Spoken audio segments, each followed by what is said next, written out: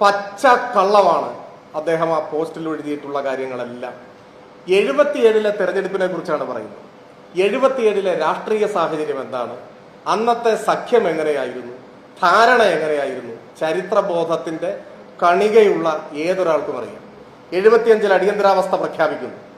ഇന്ത്യയിൽ അങ്ങോളം ഇങ്ങോളം ജനാധിപത്യ അവകാശങ്ങളെല്ലാം തുറങ്കിലടക്കപ്പെടുന്നു. 3 ലക്ഷം ആളുകൾ അന്ന് ഇന്ത്യയിൽ ജയിലിലടക്കപ്പെട്ടു എന്നാണ് കണക്ക്. നിരവധി ആളുകൾ കൊല്ലപ്പെട്ടു.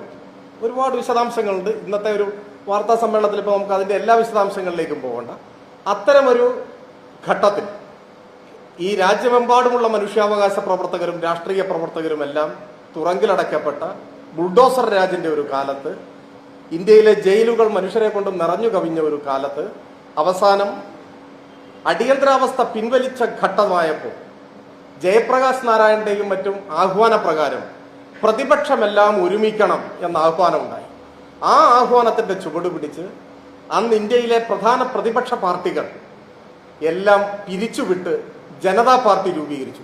ഏതൊക്കെ പാർട്ടി?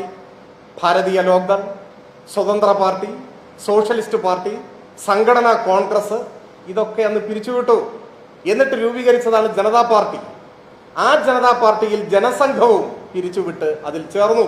അതാണ് വസ്തുത. ജനസംഘം ഉൾപ്പെടെയുള്ള, സ്വതന്ത്ര പാർട്ടി ഉൾപ്പെടെയുള്ള, സോഷ്യലിസ്റ്റ് പാർട്ടി ഉൾപ്പെടെയുള്ള സംഘടനാ കോൺഗ്രസും ഭാരതീയ ലോക്ദളും എല്ലാം പ്രവർത്തനം അവസാനിപ്പിച്ച് പുതിയ ഒരു പാർട്ടി രൂപീകരിച്ചു. ആ പാർട്ടിയാണ് ജനതാ പാർട്ടി. ഭാരതീയ ലോക്ദളിന്റെ ചിഹ്നമാണ് കലപ്പയന്തിയ കർഷകനാണെന്ന് തെരഞ്ഞെടുപ്പിൽ മത്സരിക്കാൻ ഉപയോഗിച്ചത്. എന്നാൽ CPIM ആ പാർട്ടിയിൽ ചേരാനോ പിരിച്ചുവിടാനോ പോയില്ല. പക്ഷേ ജനതാ പാർട്ടിയുമായി സഹകരിച്ചു. അതൊരു യാഥാർത്ഥ്യമാണ്. അന്ന് ജനസംഘമില്ല, ജനതാ പാർട്ടിയുമായി സഹകരിച്ചിട്ടുണ്ട് ആ തെരഞ്ഞെടുപ്പിൽ. അത് 77-ലെ തെരഞ്ഞെടുപ്പാണ്. എന്നാൽ 77-ൽ ജനതാ പാർട്ടി എന്ന് പറയുന്നത് മതനിരപേക്ഷ സ്വഭാവത്തോടുകൂടി നിലനിന്നൊരു പാർട്ടിയാണ്. അധികം കഴിയുന്നതിന് മുൻപ് അതിലുള്ള ചില ആളുകൾ RSSുമായി ബന്ധം പുലർത്തുന്നു, അല്ലെങ്കിൽ RSSുകാരാണ് എന്ന നിലയിലുള്ള ചർച്ചകൾ ഉയർന്നു വന്നു. അതൊരു വസ്തുതയാണ്. 79-ൽ കേരളത്തിൽ നിയമസഭാ ഉപതെരഞ്ഞെടുപ്പ് നടക്കുന്നു. 4 മണ്ഡലം: കാസർഗോഡ്, തലശ്ശേരി, തിരുവല്ല, പാറശാല. ആ ഘട്ടത്തിലാണ് ഈ ചർച്ച സജീവമാകുന്നത്. അന്നാണ് EMSന്റെ ചരിത്രപ്രസിദ്ധമായ പ്രഖ്യാപനം വരുന്നത്: ഞങ്ങൾക്ക് RSS വോട്ട് വേണ്ട എന്നാണോ അത്തരമൊരു ചർച്ച ഉയർന്നത് അന്ന്. അപ്പോഴേക്ക് അടിയന്തരാവസ്ഥ കാലത്ത് രൂപീകരിക്കപ്പെട്ടത് പ്രതിപക്ഷ കക്ഷികളുടെ കൂട്ടായ്മയാണ്.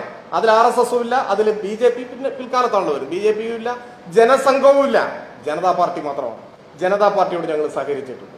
RSS വോട്ട് ഞങ്ങൾക്ക് ആവശ്യമില്ല എന്ന EMSന്റെ ചരിത്രപ്രസിദ്ധമായ പ്രഖ്യാപനത്തിന് ശേഷം RSSുമായി കടുത്ത ശത്രുത നിലനിന്ന ഘട്ടത്തിൽ ഈ 4 ഉപതെരഞ്ഞെടുപ്പിലും ഞങ്ങൾ ജയിക്കുകയാണ് ചെയ്തിട്ടുള്ളത്, വിജയിക്കുകയാണ് ചെയ്തിട്ടുള്ളത്.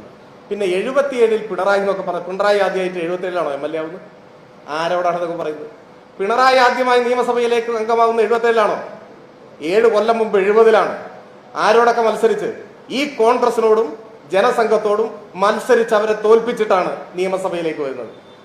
ആ കാലത്തുടനീളം കണ്ണൂരിലും പരിസര പ്രദേശങ്ങളിലും RSSും CPMഉം തമ്മിൽ കടുത്ത സംഘർഷങ്ങളും വലിയ തോതിൽ വാർത്തക്കിടയായിട്ടുള്ള സംഭവങ്ങൾ, കുഞ്ഞിരാമന്റെ കൊലപാതകം ഉൾപ്പെടെ നടക്കുന്ന ഒരു ഘട്ടമാണ്.